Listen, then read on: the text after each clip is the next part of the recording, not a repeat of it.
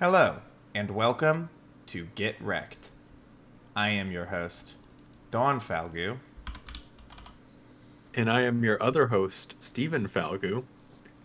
Get Recc'd is our occasional podcast where every week I recommend something to Dawn, they recommend something to me, and then we discuss.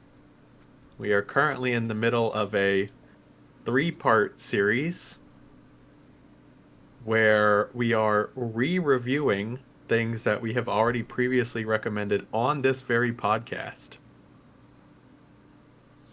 Yes, It's the second episode of this series. We are coming off of a series also where we recommended stuff, but it was different stuff. This is the same stuff. are you confused? I hope so. That was the point of it. Yeah, That's why we did it. just you wait until at the end of next episode we announce the third re-recommendation series. I don't know how that would go, but Right. Yeah, we got notes from the producers that confusion creates intrigue, and then listeners want to listen it back in. So the more confusion we create, the more that you're intrigued. that's true. It makes us trend on Twitter. You see Get Recc'd with a question mark, and that's it. That's the only thing that anybody says. Yeah, it's just thousands of tweets with just get wrecked question mark. That's the whole tweet. That's how you get the word out there. That's how you But get that's people okay. talking. Right. We're movers and shakers here on the podcast. Influencers, actually. Indeed. Yeah. And speaking of something influential, why don't we jump right into what I recommended to you? Sure, go ahead. So again, this is something that we've already talked about before, but I recommended to you the Luc Besson classic Valerian and the City of a Thousand Planets. This was I want to say 2017? Yep. Yeah, 2017 film from French director. I was going to say noted French director, but I'm not even sure that's true. French director Luc Besson, starring Dane DeHaan and Cara Delevingne. This was Luc Besson's big space opera akin to his earlier work, Fifth Element, and it was based on a series of French comics, like very old comics, I think early 20th century comics. So I will hand it over to you to talk about Valerian. Yeah, it's also worth noting that you re-recc'd... Well, God, now I'm forgetting which one's which. You recommended...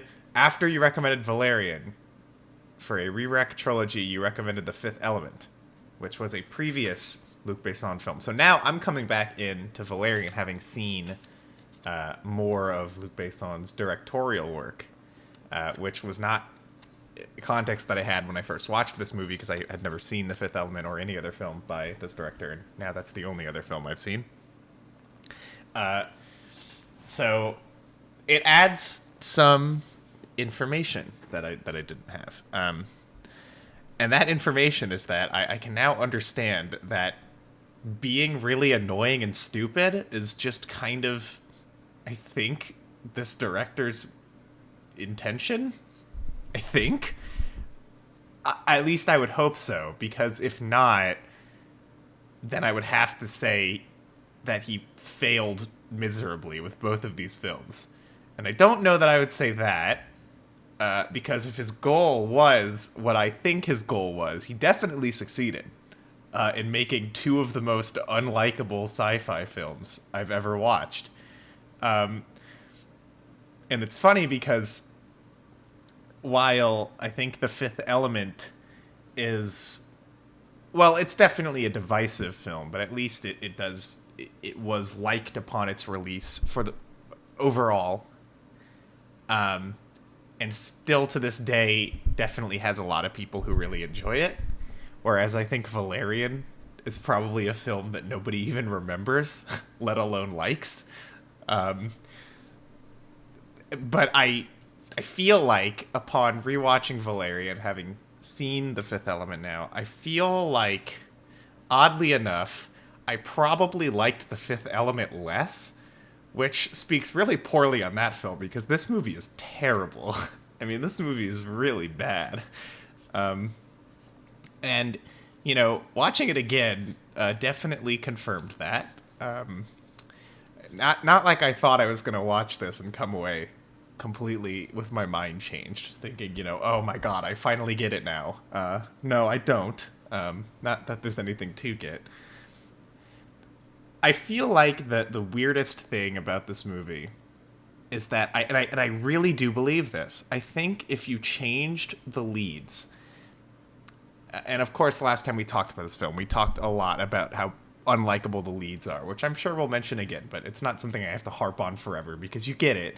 I feel like watching it again, I feel like if you changed the leads and had the leads be likable, fun characters who you root for, which these characters are neither of those things. They're none of those things.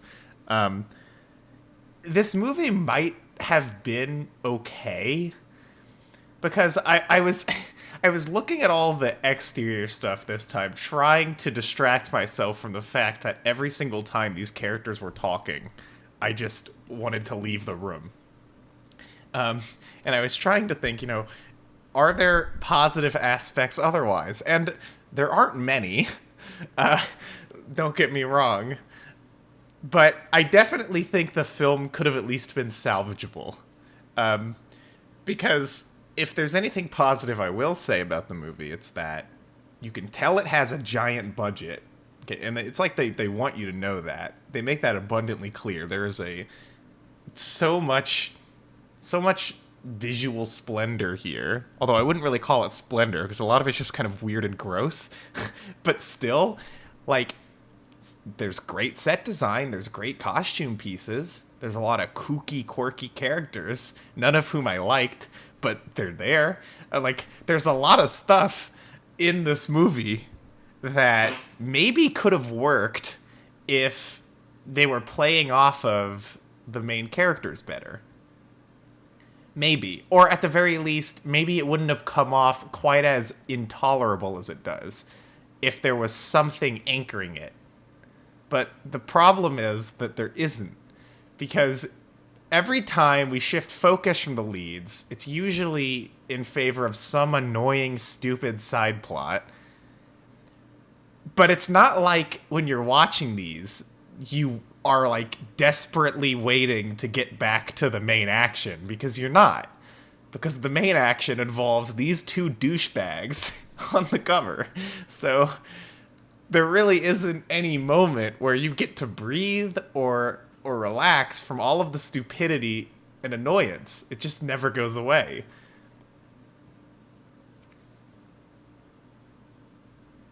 And I was just looking, but I haven't seen either of these two in a long time.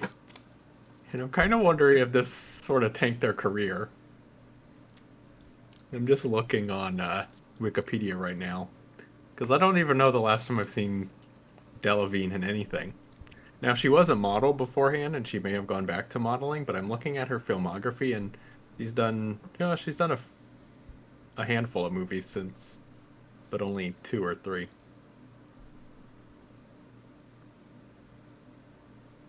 Yeah, I want to talk about what I took away specifically this time, which is that this is still one of the worst films I've ever seen in my life. I want to be very clear about that. I think I was clear about that last time too. But it is so unlikable at every level. It is honestly hard to describe. Now, I do want to mention, having gone into this is now the 3rd time I've seen this cursed movie. Knowing that I had seen it before and the expectation that I have there, this watch was at least a little more bearable. But can I just say, what is with Luc Besson and the big MacGuffin of every movie he makes is that, it was love in the end? Well, there is, I guess, Lucy, where it's just like, hey, your brain is better than it is, even though that's actually not true. But this and The Fifth Element, both of the big major spoiler plot twists is that, hey, it was love the whole time. We just needed love. Which is odd too, because you wouldn't really get that impression. It's funny, considering how much they ham-fist the fact that these two leads absolutely fucking loathe each other, and yet for some reason are in a relationship. I mean, I guess from I will never remember her name. I'm sorry. From Cara Delevingne's characters, Laureline. Laureline. Okay. I'll remember that for about 5 minutes. You may have to remind me again. But from Laureline's perspective, I can maybe understand. She doesn't even really seem to want to be in a relationship. But I do not get Valerian's obsession with this woman. I just don't understand it. This film never gives me a reason to understand it. I'm not shown anything that would suggest that these two people love each other or ever loved each other. And so... Or honestly, that either of them even know what it means. Like, the one big thing is there's like a big reveal, and Valerian's like, no, we can't give away the creature, like the other big MacGuffin is this creature that can create these pearls and like restore these people's planet. Which, like, the whole plot is that Valerian gets this message from these dying peoples, and now they're trying to restore their planet. And at one point, they're like, oh, we can't give them back this creature, even though we just kind of staged a coup against our general, because there's military protocol. And then the whole big reveal is Laureline is like, oh, see, you don't even know what love means, because that is love. And I don't think she knows what love means either. Well, and you know what's even worse is that after the scene, where again, I mean, really, he wasn't going to save these people. He wasn't going to do it. And she's the only reason that he did.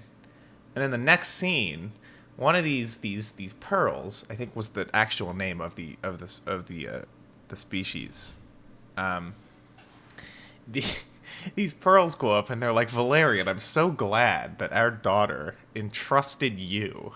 It's like, why are you glad that your daughter entrusted him? He didn't do shit.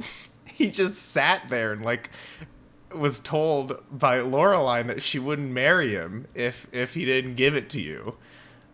And so I don't even really feel like it has to do with love. It's more just like this guy looking out for himself and his interests. Well, I do want to get away from these two, because I know the last time we talked about this, like, we really dived in depth by how unlikable they are. I mean, literally every second they are on the screen, I am just groaning, because it is miserable. They don't deliver their lines in any way that's, like, even the way they deliver their lines, it's like they don't even want to be there. Like, you can feel it the whole time, the entire movie. But what I wanted to talk about is all the rest of it. Because there is not a single likable character in this film. The only ones that I can think of are the Major and the other guy in the control room who kind of, like, stops the bomb shutdown. And even they are kind of grating. But at times, a lot of the characters are like, because there are a lot of aliens in this movie, a lot of alien species, and most of the time, it feels kind of racist. And I would say almost in a lot of ways overtly racist. Now, I think that's a cultural, like there might be some cultural differences here, but I even think about the opening scene of this film, which is like, first of all, how dare they play a David Bowie? And I heard that the trailer had a Beatles song. It did. Like, how dare you? But that aside, the opening scene is like, you're seeing the progression of the International Space Station, which eventually becomes the city of 1,000 planets. The whole idea is that the space station becomes so large and encompasses so many creatures that these creatures live there, and it is home to 1,000 species. Even in that opening scene, where you start with different races of humans, and then you start to get into different races of species, there's just this almost appropriation of all of these species. And the worst one, the worst offender, is the whole stuff with Cara Delevingne's character being like made up as a lamb to the slaughter. Like that is such an appropriation of native species or of native peoples. Like that has been a terrible appropriation of native peoples for so long, and that it is here in an alien context that gives should give you an idea of like how terrible this movie is. The other one is when they're in kind of like in the seedy underbelly, and there's this guy whose name is literally like Jojo the Pimp or something, and he has a nightclub where Rihanna dances, which I know we talked about that last time too. It's like they spent so much time on a scene of Rihanna just dancing. And it's not good dancing either. Like it looks bad to watch. But like all of that feels so sketchy and honestly makes my skin crawl in a lot of situations. Like all of these aliens are just treated in a way that is not representative of, like, I feel like what this idea should even be. The city of 1,000 planets. Like I feel like at every level, Luc Besson is like subverting this architecture of like, you know, peace and negotiation across the 1,000 planets. And then also, at a lot of times, like you have all these alien creatures that are used as the butt of a joke. And on the other end of the butt of the joke is a flat, almost grating performance by either Cara Delevingne or Dane DeHaan. Yeah, it feels like he's almost trying to subvert the idea of a city of 1,000 planets. It feels like he's trying to subtly suggest that a city this diverse could never really work because all of these alien species are all so terrible, which is weird at best. And it also... Right, I would say the only alien species that you are meant to feel any sympathy for, because even some of their allies you were meant to laugh at. I think of like the alien species, which it's a super annoying character. The like three of them that like talk, but they each talk a single word. Yeah. Like even they are annoying and grating. The only one that you're meant to feel sympathy for are the primary alien species that are like trying to save their planet. And also, can I mention on that front just how poorly how do I put this? How I'll just say how little subtlety Luc Besson has as a director, because they are indeed the only species you're meant to feel any sympathy for, and the movie wants to make sure you know it too. Like it is absurd how much they do to try to make this species look innocent. And I find that very irritating, to be honest, because there's the opening scene where you have you see the Pearl planet, which is called Mule. I remembered that somehow, getting destroyed. Yeah, and the creatures I'm remembering are now called mules. Oh, is that really? Okay, I thought they were. I don't know. Anyway. Yeah. No, not the people. The like little things that make more gems. I see. Okay. Yes. So the Pearl people. They're on this pretty little beach. They're having like a pretty day where they're all dancing, and the lead princess is like going around and she's smiling and she's like opening her arms up and like, you know, taking in the sun and all this like really ridiculous stuff that you can tell is there so that you feel like this particular species is more innocent. Which, in the context of the rest of the movie, where all of the other species of aliens are all just grotesque and terrible and hideous, it feels so stupidly on the nose. Like, I don't feel like I need to be shown these Pearl people having the time of their fucking lives before they get, you know, wiped out and genocided for me to feel bad for them. Like, I don't feel like that's necessary. It feels so much like a kid's movie in that sense, where it's like, it needs everything to be so cut and dry. These are the good aliens, and these are the bad aliens. Which, you know, maybe in some kids' movies might work, or even in some adult sci-fis might work, but here it definitely feels kind of undercut by the fact that, you know, we have this whole concept of a city where all these, you know, species, all these aliens, all these people are living together, and we're seeing that there's only like one species who's supposed to be good and pure. It just feels kind of weird. And it Yeah, and what's also, interesting. Oh, go ahead. No, go ahead. I was just gonna say, it also just doesn't really work anyway, because like I don't. It just gets to the point where I don't really care. Like when I'm shown so much that I'm supposed to care about this, I just kind of don't. Like it isn't helped by the fact again that nobody in this movie really comes across as likable. Not even these characters who are supposed to be. Um, and you can tell that the message that they're trying to get to you here, you can see what it is in the first like 3 minutes, but the first 3 minutes you see the Pearl people dying or whatever, but this message is not carried through anywhere else in this film.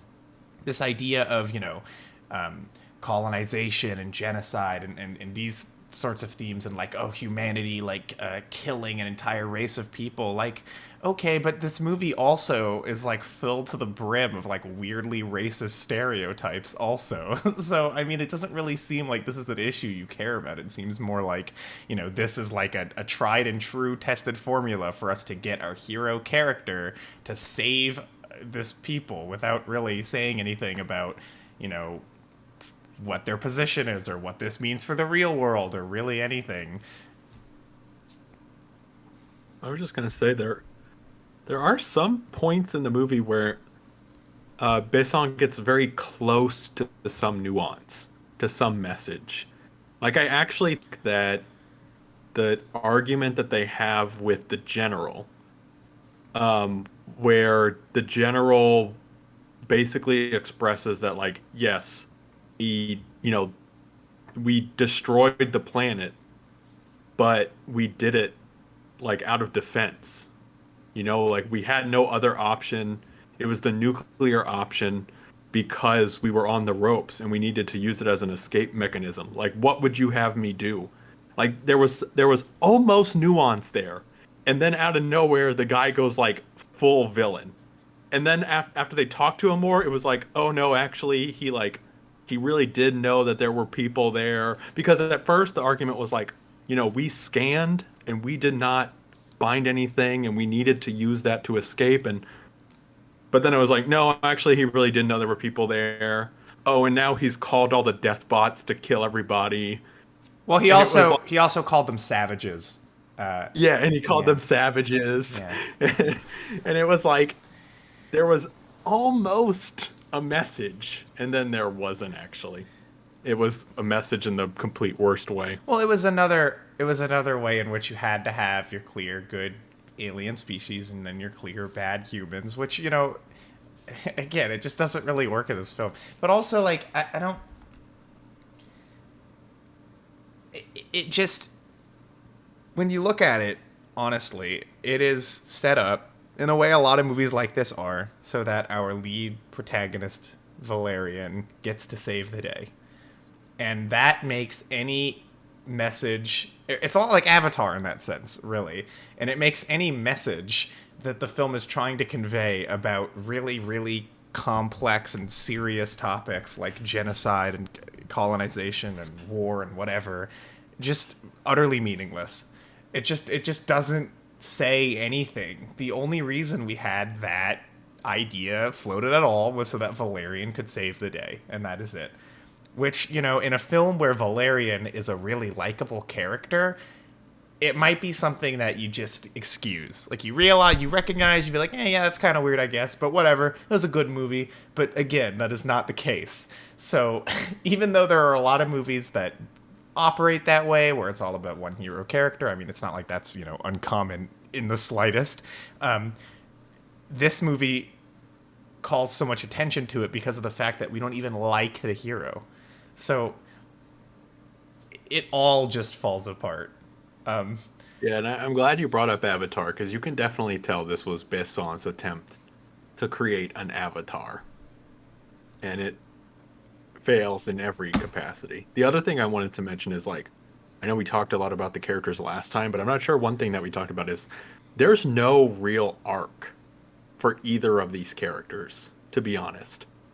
I mean, emotionally, I guess they go from hating each other to being married. Well, no, they go from hating each other to making Hating each out. other, but being Well, married. hating each other and making out in a little spaceship. But like their progression is so flat. I guess like they learn to help people, but they're kind of already that to start with. So you don't really get any sort of character arc in this. The only arc you really get is from the major, not the general, who ends up being like the villain, but their next high, like their the person they report to directly. And I do like that, by the way. I did like that stuff with him. Yeah. I thought that stuff was pretty solid. If Yeah, there was him something uncovering kind of like the dark truths of what the general had done. Like there's a lot of good there. That was probably my favorite part of the film. And the other one, and I think we talked about it last time, is there are some theoretically really cool scenes, but they look really bad. Yeah. Oh my God, I didn't even mention this, and I don't remember if I mentioned this last time. But the opening, oh, not the opening, the first major action scene of the film, which takes place. How can I even explain how it takes place? It's so convoluted. So it takes place in an open desert area, which is designed so that tourists can enter this open desert area with AR goggles, so that they No, can. it's another dimension. It's another dimension. Yeah. So they put on like a head thing with goggles and they go into another dimension, but they exist in the same plane. Very convoluted. Well, and that's not. So I couldn't even pick that up, but I don't know why I can be blamed, because what's really terrible about this scene is that it is like they try to shove as much technical jargon and as many pieces of complicated, weird tech into this scene as possible. It's not even just the headsets. It's because then they add on top of that these boxes that can transport items as well as parts of your body to this other dimension, I guess, that Valerian ends up wearing, and as does Laureline, in order to go in and sneak into this deal and get the little pearl creature out of it. And what ensues is an action scene where the rules of this tech just get, like, I don't even know what the rules of the tech are. Like, so Valerian is in this other world because he can interact with people, not only using the hand that is actually physically there in the box. If you're not following me, don't worry about it. But also with his body, which is also there but invisible. And he is able to interact with objects in this world so long as there is also an object in the dimension that he is in. And this is shown in one scene where he jumps over like a shop cart in the other dimension, and then it cuts to the dimension that he is physically in, where he jumps over a car, which is also the only object in that entire area. So it's really fortunate that it was there for him to jump over. But, that just made me question the whole thing more, because then I was wondering, so wait, did he need to use an object in the physical space that he's in order to leap over this shopping cart? And if he didn't, wouldn't that mean that he can just run through all of the walls and objects and people in this other world? But he can't, because nobody does that. Nobody runs through the wall. Nobody does anything like that. So the scene already starts off confusing enough, where it feels like it's a little underexplained. You don't really get what's going on or what's supposed to be happening, but then they just keep adding to it and like showing you new elements to try to suggest some rules to how this works. Not only is there not enough time, but even if there was, like, there's no need for there to be so much crap here. I don't get why you don't just throw the characters into the marketplace. Like, I guess it would have been a little bit more of a cliche for them to have, like a crowded marketplace scene or whatever, but, like, I don't know that subverting that in this way really enhanced the sequence at all, or made anything better or more watchable, and it certainly didn't make it easier to follow. Yeah, and most of it just looks brown or gray the whole movie. But the one thing I did like was that the Pearl people, when they get sad, their head gets all gray. Thought that was kind of cool. Yeah, when they're happy, they go blue, and they Hmm. little blue. Yeah, which is yeah very nice. It was good that I was able to follow their emotions really clearly because I don't know that I would have been able to otherwise. Okay, should we wrap it up? Yeah, for sure. So yeah, this movie's definitely pretty terrible, and it definitely. I don't remember every single thing I said about it, though I watched some of what I said about it, but I didn't disagree with anything that I said before, so I'm sure I agree with all of that. Um, Having seen The Fifth Element afterward, again, I honestly think I like that one less, which is a real feat, um, because that movie is just incredibly annoying the whole time, and this movie's annoying some of the time. I would use a different word for this movie, though. It's definitely hateable, but not really in the same way. It's not like the leads are annoying so much as they are frustrating. Maybe that's how I would put it. Either way, it's definitely not good. And I stress that although the film is full of bad things all the time, there was definitely a salvageable movie somewhere in here that was immediately tanked with the casting of the lead two characters. This would be an okay movie with a lot of bad things in it if I liked the leads. I feel like it would be because it's high budget, it's got a lot of spectacle, it's got a lot of stuff to distract you at least. There's not many good things you can say about it, but there's at least so many elements packed into this movie that maybe it could have felt like kind of a fun ride. A sort of like, yeah, that was okay kind of action sci-fi movie if I liked the lead characters, but I don't. They're terrible. So really, you're left with nothing but disgust watching this film. And I think I gave it a 3 last time, and I'm going to also give it a 3 this time. The only reason I'm not going lower is because I didn't want to gouge my eyes out watching it. That is until Dane DeHaan and Cara Delevingne start arguing with each other for the 15th time. That was a bit much. That definitely tested. But, yeah, I would not recommend it for any reason.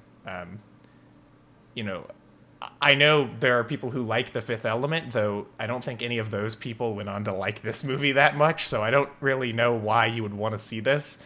And it will probably be rightly forgotten about, if not for the famous Get Recc'd podcast reminding everybody of it. So hopefully after this episode we can put it to rest. Finally, the Valerian saga has ended.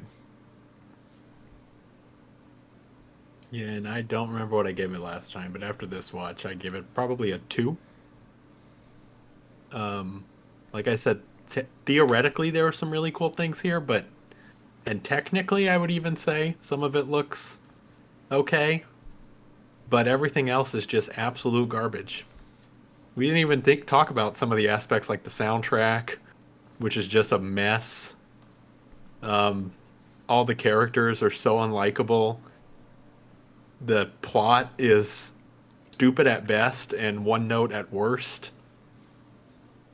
It's so bad that it's not even, but it's bad in the way that it's not bad, haha, I'll watch it because it's bad. Like, I don't even think there's a redeeming feature there. It is just a bad movie. It is grating to your ears and your eyes. I would not recommend this. Will I watch it again? I feel like I'm probably going to end up watching this movie again. It's funny because you seem interested in it in a way. I have such a dark relationship with this film. But anyway, that's enough about that. Let's move on to what you recommended to me. That's true. So I recommended to Steven, I believe what was the third recommendation of our podcast, which is the debut album "Filth" by Swans.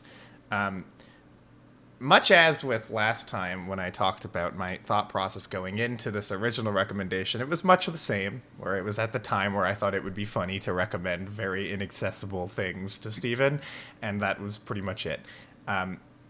Upon reflection, though, there's a little bit more value to re-listening to this, because I did, again, much like the last recommendation, end up recommending something else from the same band to Steven later, which was the album To Be Kind, from their most recent band incarnation. And Swans is an interesting band because Swans changed more than most bands do, and they've been around for a really long time and continuously upped themselves. They kept making their best records as they went along. But when they started, they were a grating, really disgusting, horrifying, and oppressive noise rock band from the 1980s. And this album was probably one of Steven's least favorite things that I ever recommended to him. Not even just like, I recommended things to Steven that I thought were bad, that I recommended to him because I thought they were bad, that he didn't hate that much more than he hated this album. And I think this album is very good. So that was a very contentious recommendation back in the day. I'm curious to see if it still is, and if it is, if we have updated ideas about it, given what else we now know of the band. And you can take it away from there. Yeah, I'm sorry. I'm just looking at Wikipedia and there's like 6 different track listings. So I'm trying to find. There's a lot of deluxe editions. The track list is. I'm thinking it's this. Okay. So this is gonna surprise you, but I feel like I've had a complete 180 turnaround on this thing. And it probably comes from the fact, and this was really what I was thinking of when I thought of doing this particular series. This album in particular. Because I feel like not only have my musical tastes and the music that I have consumed expanded exponentially since we originally talked about this album, but even particularly Swans and other sounds of the same genre we have talked about quite often in the podcast. And I have such a deep appreciation for this that I did not have before. Where before this was an onslaught to my ears, which it still is. Before I would have said I would not have seen the artistry in that. But now, with this go around, I feel like I can finally appreciate what is happening with Filth. And it starts right from the get-go. I mean, this thing is just so grating and raw at every level, from production to instrumentation to vocals, and that it was happening at this time, I think is incredible. And the other thing is, it's just such a powerhouse in that space. I mean, every track here is that to a T. Way that is so oppressive to your ears, but I have come to really, I don't know if I want to say enjoy. I don't know if I would straight up say I enjoy this, but I appreciate it in a way that I can really appreciate what it's going for and specifically what it's doing. So I don't know if that surprises you, but it definitely surprised me, because I will tell you that I'm thinking this and a Death Grips album were probably the most contentious in the Get Recc'd community based on my response. I don't know how I'd feel about that, but I can tell you that I definitely like this a lot more than the first time I heard it. It's not And to be terribly surprising. And sorry, just really quickly, to be clear, Whenever I'm listening to an album for this show, I listen to it a few times, three at least, but usually more. It's happened both then and now. So it's not like, I heard one pass of this the first time and I didn't take the time to appreciate it. No, I heard multiple passes of it and I didn't appreciate it and I didn't like what it was doing then. I've heard it multiple times now and I do appreciate it and I do like what it's doing now.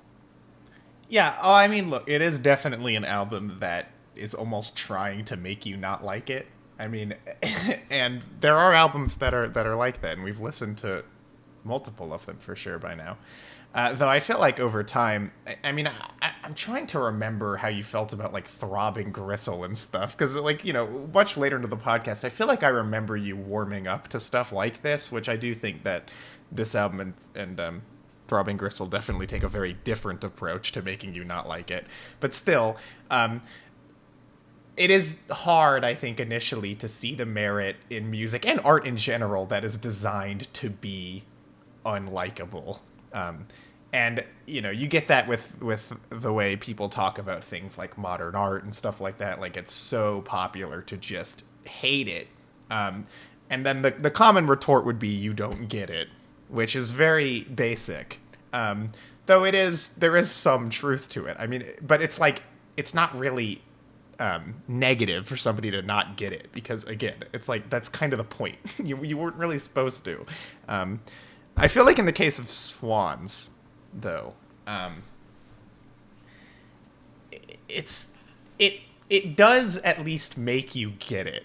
Like, I feel like listening to this a couple times, you can at least tell what the point of it is. There is definitely a lot of inaccessible or experimental music out there, which can kind of just leave you scratching your head if you don't really know anything about it. But I feel like what Swans are trying to do is immediately obvious. Like, they come out of the gate and they just blast your ears off with like the chunkiest bass, like this just grating atonal guitar work, and like one groove for the entire song over and over again. And then, Gerard just screaming in your ear like some really uncomfortable, disturbing things. Like, you can't not see what the point is. But then the question is, that a lot of people will ask is that point good? Like, is it good to just make something intentionally grating and oppressive and such? But I mean, I feel like in music that answer, or that question, has kind of already been answered. Like, I think that what Swans are doing here honestly isn't that dissimilar to what a lot of extreme metal music does. And I guess that stuff puts a lot of people off too, but at least I think people have a general understanding of the point of that, or the fact that people like that. I don't think the approach is honestly that different. The main difference is just the minimalism of this in comparison. The musical technicality is completely out of the window here. It is just not the point.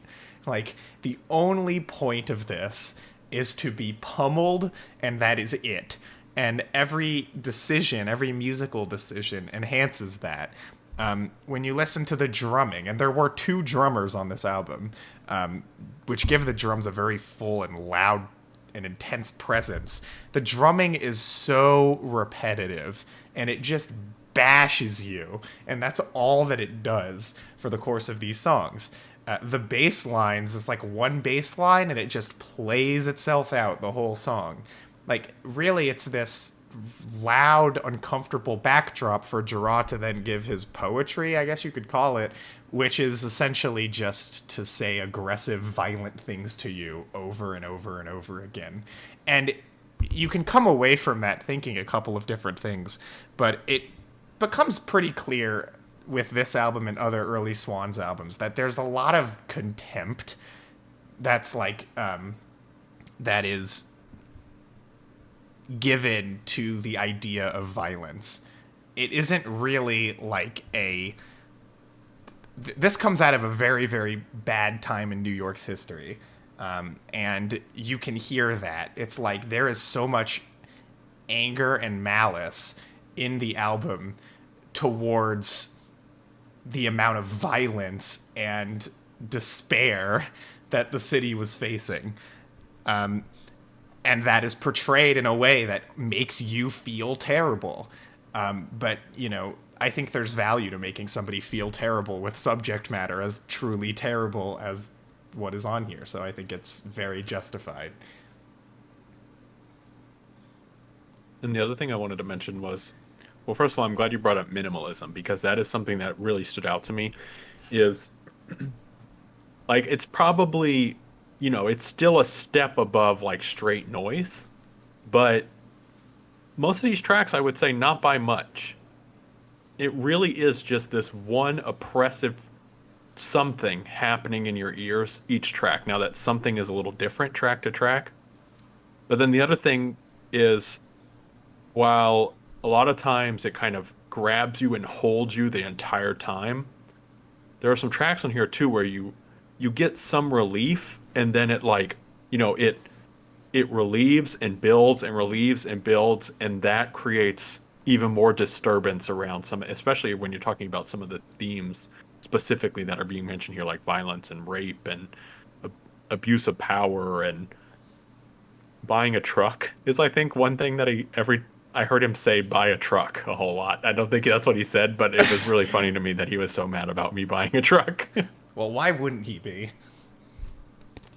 Yeah. Yeah, I think that, you know, it's, as Swans have gone on, and you've heard To Be Kind, I am hoping that you remember it to some degree, but, you know, whatever the case. I feel like as Swans has gone on, they've very much carried on that comparatively minimalist approach. I don't think it's just minimalist in the sense that, you know, it's really noisy and nothing else, because there are grooves here, but it's just the grooves themselves are minimalist. It's kind of just one thing that the band repeats and repeats and repeats. And not to say that happens on every track. There is what's the Freak, I think, is the track that kind of has like a loud, quiet thing going on, but for the most part, that's usually how these songs play out. And this is something that Swans carried on through their entire career. Or I shouldn't say that. I guess there were times where they started to approach more typical songwriting. But even then, they have this really repetitive way of doing it. But when you get to the 2010s period of Swans, their post-Reformation, that era, which To Be Kind came out of, very much continued the idea of repetition, where their songs would just be dragged out to extreme lengths, and they would repeat one rhythmic idea over and over and over again. But the difference was that they would build on it and then find a point of release. And that point of release might end up, you know, similarly loud to how an entire song on this would be, but it creates such a different feeling when it's something that's been earned. You know, here it's right, like immediately you're just smashed with noise, and so you don't get the impression that it's releasing anything. Instead, that is the tension. You know, the noise is the tension of this album, and it never lets up. Whereas something like To Be Kind builds tension more in the quiet moments and releases it with the loud moments. And I think it's very interesting how you can hear the progression there, because I don't think that it's like this album and their newer material are completely worlds apart, even though when you listen to them, they do sound very, very, very different. It's like there are fundamental ideas at the core of this band that really maintain themselves the entire time. And it is incredible by how long they've been around, but speaking specifically on this album, just how incredibly unique it was. And I still feel like it still is. I know that you mentioned, you know, there are definitely groups and there's definitely sounds that are very similar to this, but not in this particular way. And, you know, ultimately I'm not the expert on this. I'm barely even introduced to a lot of this stuff, but I can tell you from experience, from what we've listened to together on this podcast, it is very distinct in the way that it spoke to me. And I'm sure that was very very specifically distinct for the time as well. Yeah, well, I mean, in some ways it definitely was. It's not to say that noise rock didn't exist, but I mean, the extremes to which they pushed it are extremes that have still rarely been met to this day. You know, and it's impressive that, much like how Trout Mask Replica really has not lost the bewilderment of hearing it all the way to now, even though it came out in 1969, this album has the same effect today. Like, when you heard this, you know, there was no impact that was lost back when you first listened to this. It put you off. It's extreme. It's really extreme. I mean, and it still sounds like that. And honestly, there are 3 albums that came out after this in their discography that are kind of considered a part of the same canon as this album, although they definitely do change the approach sometimes. I feel like the way those albums sound has not aged as well as this one has. This album still sounds like good for what it is. Like, considering that it's trying to be really extreme and loud and oppressive, it sounds that way, and it still does. Like, it has not lost that at all. This album sounds really, really, really thick, and like, so much so that you can't pull much through it. It's such an assault. And again, this came out in 1983. Since this point, we've had like so much extreme music come around. I mean, after this point, you get, you know, extreme metal. I don't think black metal existed until after this. Death metal and stuff like that. You know, and even with all that history and all that knowledge that people kind of fleetingly have of stuff like that, this still sounds really, really, really extreme. And I think that is really impressive. Okay, well, with that, should we start wrapping it up? Sure. You know, like I said, I had almost a complete 180 turnaround on this. I really appreciate what it's doing, and I think that it does what it's doing very well. It is oppressive and angry. It's like pure anger. It's like listening to pure rage. Not in like the screamo death metal way, like in the very visceral, guttural rage. And ultimately, I definitely score it higher than I scored it before, because I think before, man, I would have probably put it 3 or less. You gave I it don't a even remember 2. what I gave it. I remember Gave it the a 2. Yeah. Yeah. I definitely higher than there, although it's hard for me to put a number around it. I will say, with perspective, if I were to rank this or To Be Kind, I appreciate what To Be Kind did more. It spoke to me more. But I can appreciate what this is doing. I think I give it like a 8, a 7, probably closer to a 7. Because again, it's not, I wouldn't say that I like what it's doing, but I have an appreciation and an understanding of what it's doing to where I could really, you know, get the feeling, get the emotion, understand the musicality and the instrumentation and everything that was happening here, and it all came together in a really interesting and unique way. But it's not something that I would listen to or something that spoke to me in the way that I would give it higher than probably like a 7. Would I recommend it? No, I still would not recommend it. Like, again, it is very visceral. It is a hard listen. It is not an easy thing to listen to. And it put me off the first time, and I definitely can see why. I still would say it kind of puts me off to listen to, but that is the point. But for anybody just going out there, I don't think I would recommend this. Yeah. So honestly, I need to sit back down with this album at some point, because I feel like I like it more than I've ever fully given it credit for. But I'll leave it where I've tended to leave it and say I'd give it like an 8.5, right? Isn't that what I say? I think that's what I say. I don't know. Like, my main flaw with the album is that I don't like the final track, and I think it's kind of awkward. And I always feel that way when I listen to this album, which is kind of a big deal. But everything before that is pretty fucking sick, so I don't know.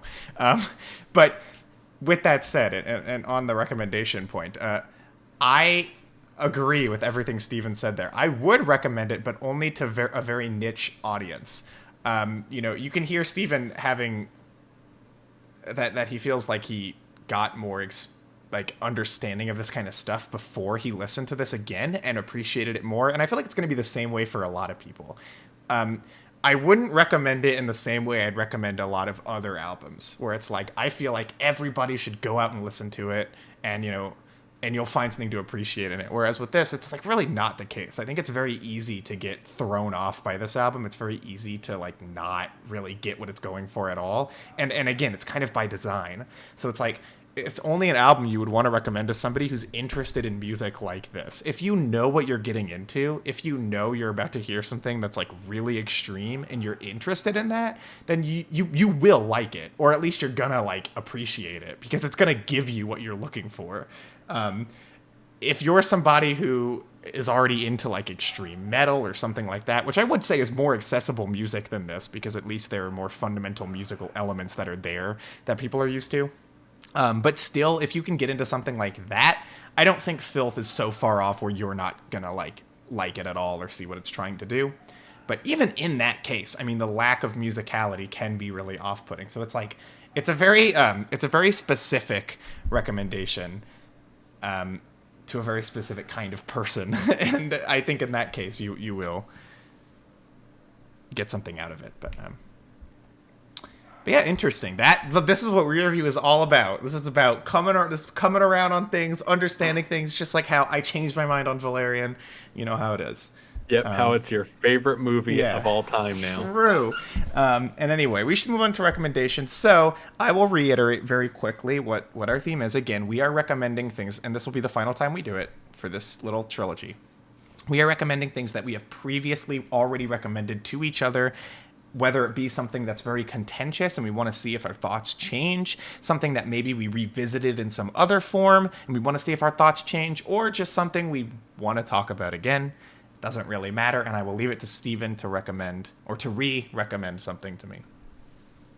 Yes, and the other thing is, after this, we will finally go back to regular recommendations. I know as far as you know.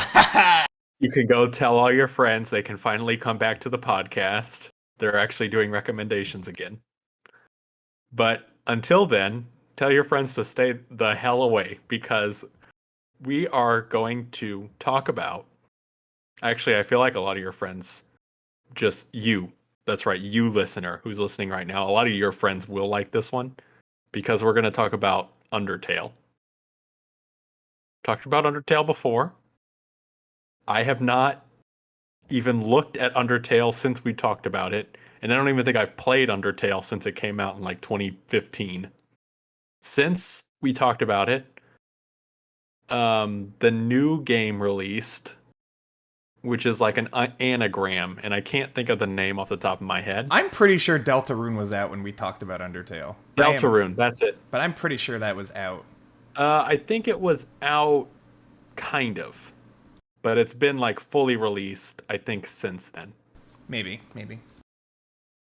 Well, I think in that case, we both should probably replay it then. Because if you didn't replay it for the last episode, or you just watch a video, I mean, whatever. It's a game you can kind of watch, right? But like, yeah. But something, yeah. And I think that's a good idea. Okay. Well then, in my case, hello.